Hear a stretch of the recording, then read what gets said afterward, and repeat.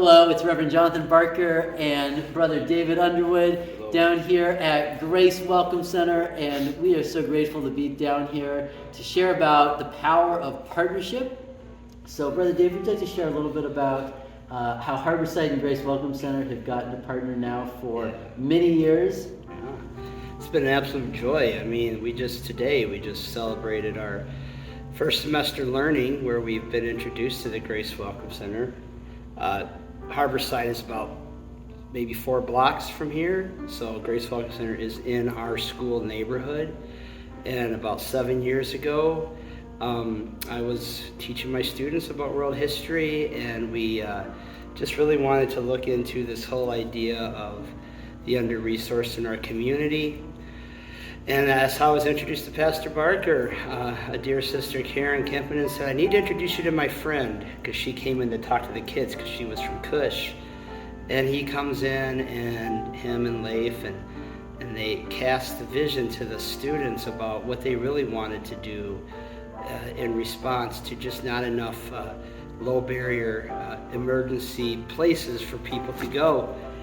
And so we got on board with them, and we strategized, and we planned, and we researched, and we created high quality posters that we had in the gymnasium, and we invited a local band to come in and to play a concert, and we raised money. And ever since then, we just really were able to continue to stay connected throughout those years in different ways. And it has been an amazing journey, and it really is what we try to do at Harborside in the EL Education Network, and that's to teach kids important concepts, but then to connect them to their community. And this is such a great connection, a great relationship for us to have. And when I think about this relationship, I think about Philippians 1:27 and 28. Only live your life in a manner worthy of the gospel of Christ, so that whether I come and see you or am absent and hear about you, I will know that you are standing firm in one spirit, striving side by side with one mind for the faith of the gospel, and in no way intimidated by your opponents. And it's been such a privilege to stand side by side with my dear brother. When Paul talks about this, he's imagining a Roman legion where each soldier would hold their shield and protect half of themselves and half of the person next to one another. And so they had to stand incredibly close, incredibly firm with one another for their own protection and continued existence. And Brother Dave and his students have stood with us through many things.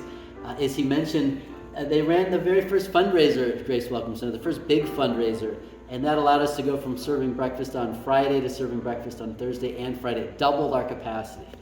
That same year, one of his students, upon graduating, she felt a call to do the first ever food drive, canned food drive at Grace Welcome Center.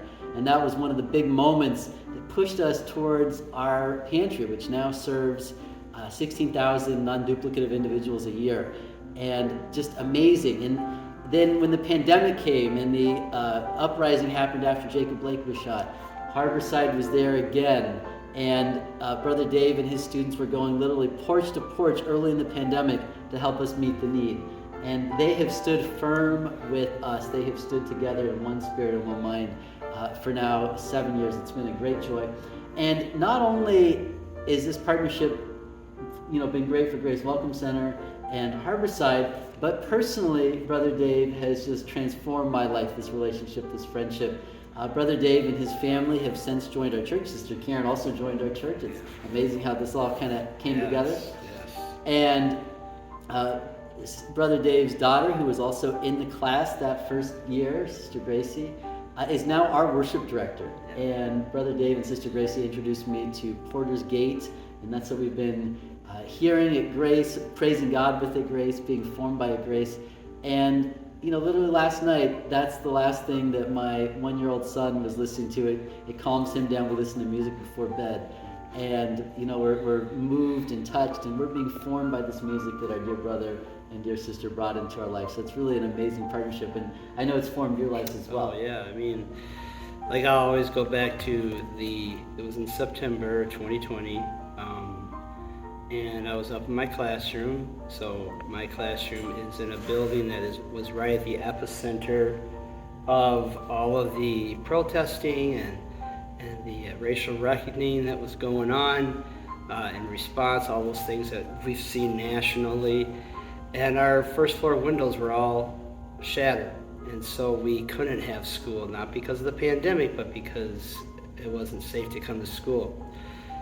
And it was just really irritating and frustrating for me. I was really, I guess, disheartened by the response of the church, Big C Church, to everything that was going on. And it was just really, nothing resonated with me. I was going to a great church. There's a lot of good things, but just really didn't feel like I could truly, truly seek the Lord within what's happening in our world and raise my family and to have a good understanding of caring about your, social justice. So I asked Pastor, who was just a friend of mine through the Grace Walk Center, if he would Zoom with me.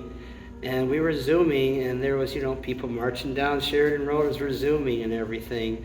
And I had one question for him. I said, how can you be a Christian and deeply care about social justice?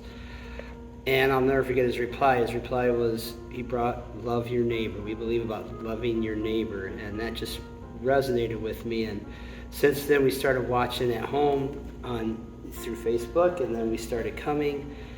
And it's just been an awesome journey. I'm raising my family here. And I've got my youngest son, Gus, who has autism, and it's a comforting place for him to come, and because he knows he's understood. I got my oldest son, Samuel, who is finding a passion. He's seeing that he can take his guitar playing. He's on our worship band.